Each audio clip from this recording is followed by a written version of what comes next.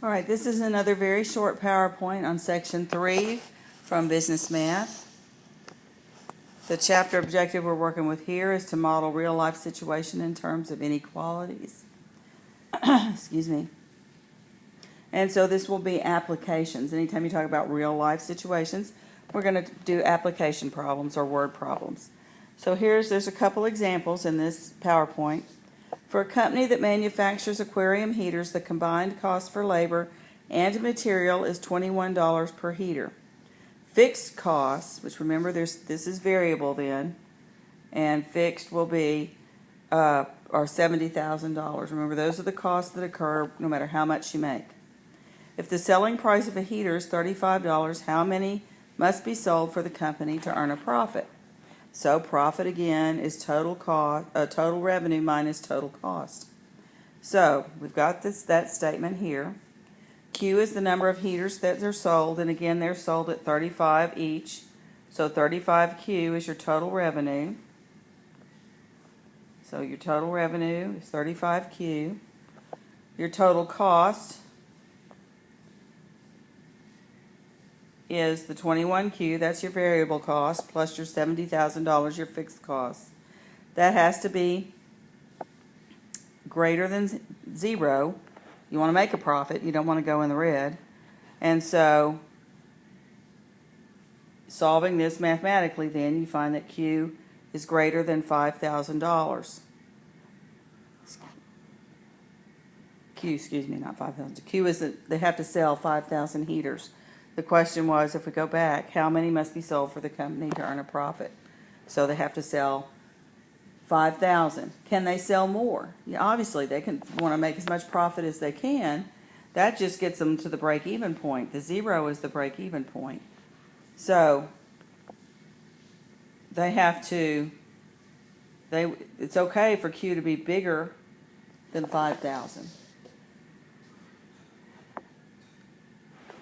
The next example, after consulting with a comptroller, the president of the Ace Sports Equipment Company decides to take out a short-term loan to build up inventory. The company has current assets of $350,000 and current liabilities of $80,000. How much can the company borrow if the current ratio is to be no less, so it can be more, but it can't be less, than 2.5? Note the funds received are considered as current assets and the loan is a current liability.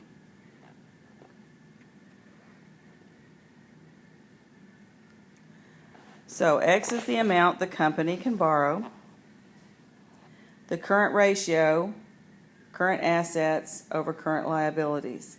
And we want that ratio to be greater than 2.5. So our assets will be $350,000 plus however much they borrow, and the liabilities will be $80,000 plus however much they borrow, because it's a liability, they have to pay it back. So solving in this case they cross multiplied, or you could say you multiply both sides.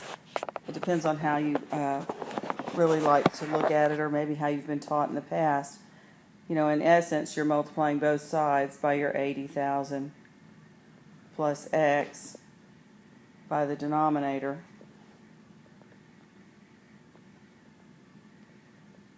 Okay, so that over here, you know, that cancels out. So you're left with your 350,000 plus X. And then on the right, you've got your 2.5 multiplied by the 80,000 plus X. Mathematically then, you end up with 150,000 is greater than or equal to 1.5x, and solving for X is $100,000. So the company can borrow up to $100,000. They can borrow less, but that's the most they can borrow.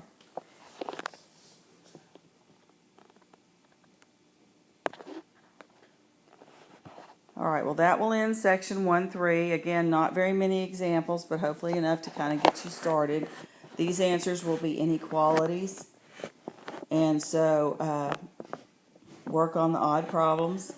Again, you don't have to do every odd problem, but you need to do enough to be sure that you've got a handle on the material and that you can pass the post test when you get your access code.